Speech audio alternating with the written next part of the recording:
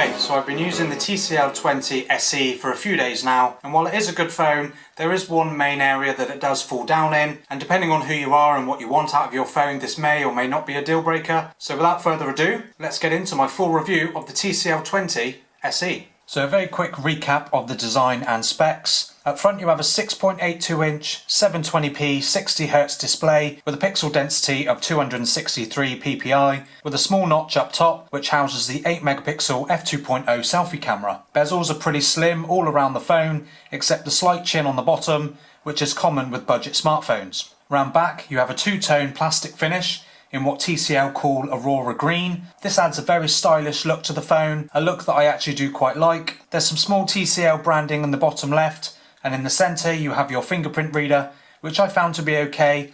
It never misread my fingerprint, but it isn't the fastest I've used. And lastly, in the left corner houses the quad camera system, which consists of a 16 megapixel f1.8 sensor followed by a 5 megapixel f2.2 115 degree field of view ultra wide, and then two 2 megapixel macro and depth cameras. Although in other markets this phone comes with a 48 megapixel primary camera. There's also an LED flash just to the right of the camera, and inside the TCL 20 SE is a 5000 mAh battery which lasts all day, no worries, with 18 watt fast charging support. And running the phone is the low-end Snapdragon 460 processor, which does have its limitations, but I'll get to that. So let's talk about the screen. In general, I have no complaints. It's plenty bright enough with nice colour reproduction, and having used the Motorola G30, which also has a 720p display on a regular basis, this is fine for me. One thing I did notice is when I applied the included screen protector, I found that the screen's touch response got slightly worse, finding myself pressing a little harder to open apps and take photos, etc., which I haven't had an issue on any other phone that I've used. But all in all, it's a decent screen. Only the serious gamers and those who watch a lot of high definition video will have an issue with it. And speaking of the touch response, I generally found that opening apps was good, but there were noticeable times where it was delayed, which is no doubt down to the low end processor inside. And also going back and switching to recent apps sometimes took a second or so longer than it does on other phones. A bit of light gaming with the Snapdragon 460 is doable. I played a little bit of Asphalt 9 with the detail levels on high, and there were noticeable dropped frames, so I would recommend dropping to default for a smooth experience. Although saying that, it wasn't as bad as I was expecting, but still noticeable, and people who do play a lot of games will probably notice it as well. And of course the Snapdragon 460 is a 4G processor, so if you want 5G capabilities, then you'll need to upgrade to a Snapdragon 480 smartphone such as the Motorola G50 or the OnePlus Nord N200 for that luxury.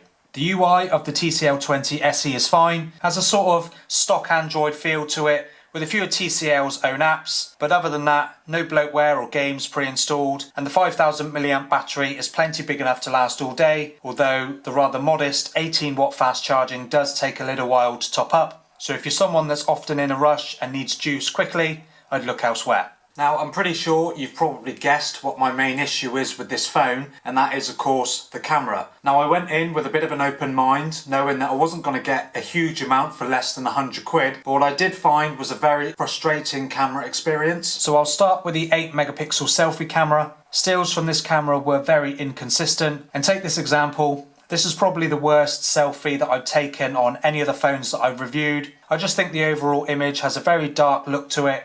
There's not a huge amount of detail, which from an 8 megapixel sensor is expected anyway. And then there's this one. The portrait mode completely misses my hat, and the area around my ears at the top is a bit dodgy as well. And again, the whole thing has a dark look to it. I tried a couple of times on different days and the results were very much the same.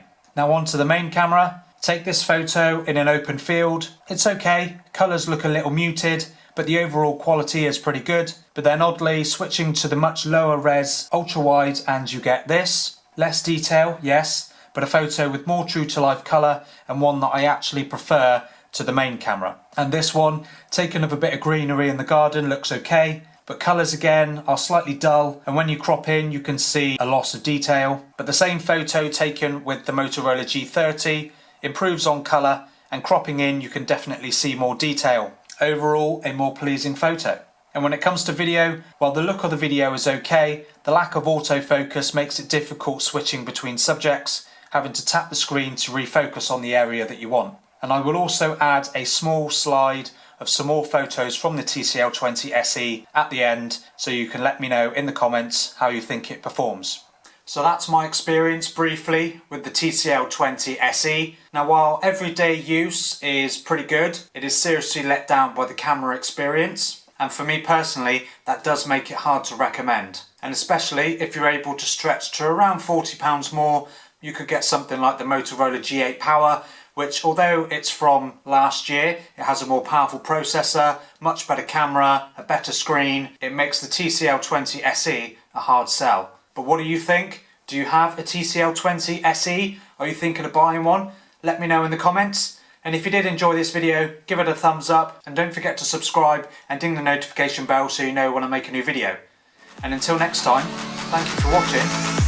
I'll see you in the next one.